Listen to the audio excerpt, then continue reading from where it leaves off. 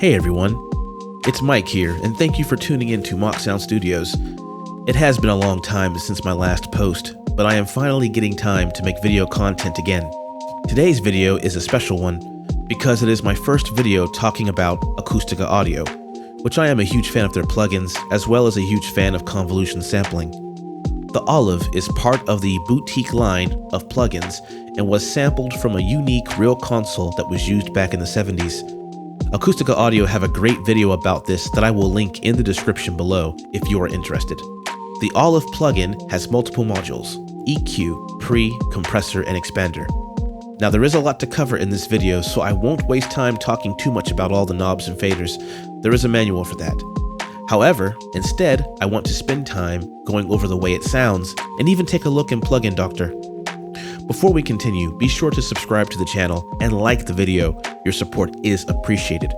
So let's get into it.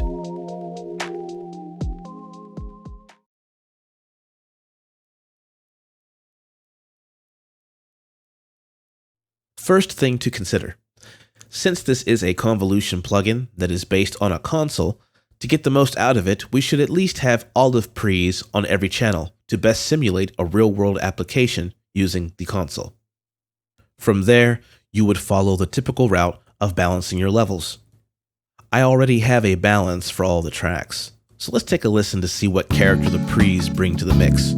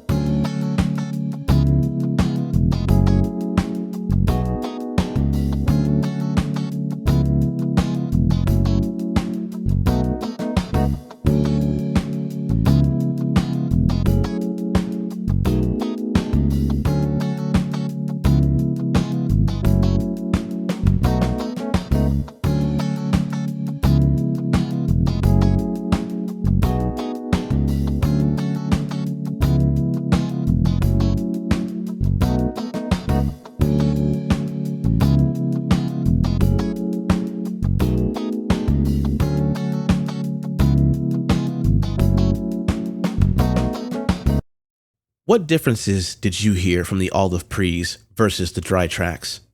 Be sure to comment on what you heard. From here, we can grab the Olive EQ module and start EQing our sounds.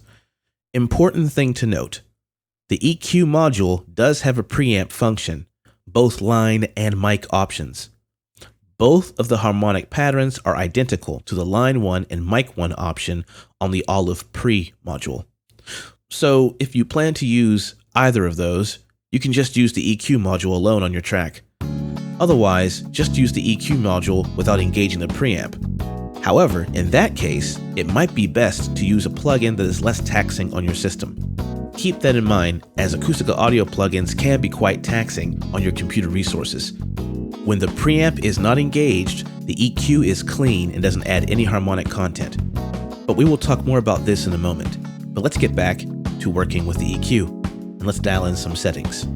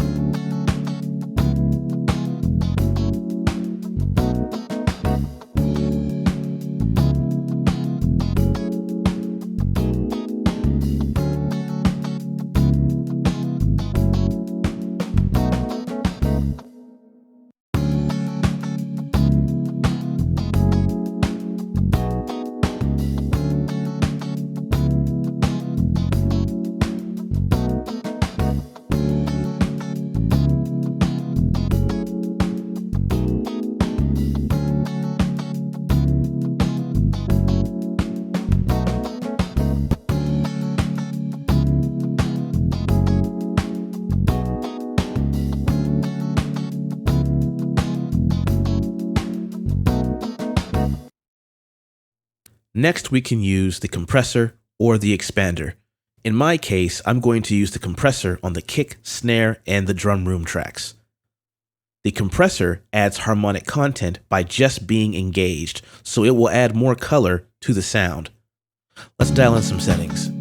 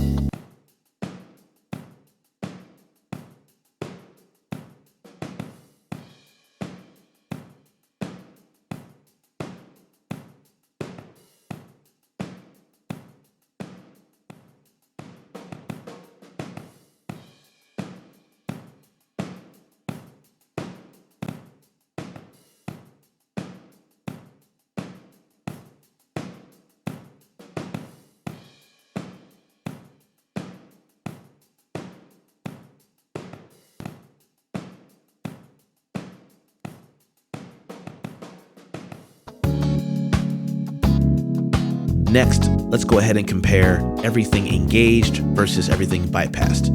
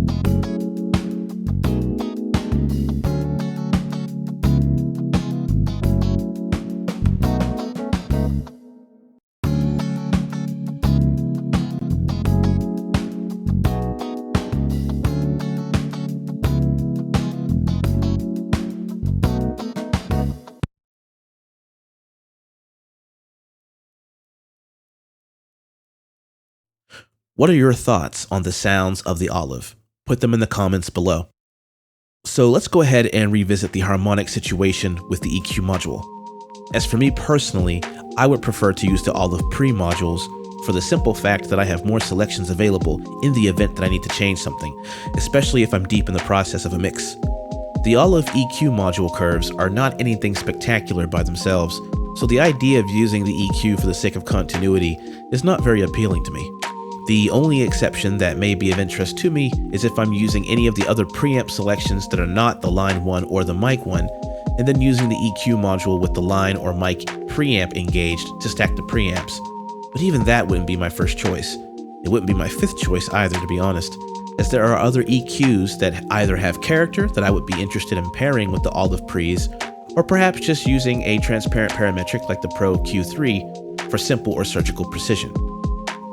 In any case, the compressor and the expander both add quite a bit of harmonic content that is different than the preamps, so there is plenty of sound color to go around.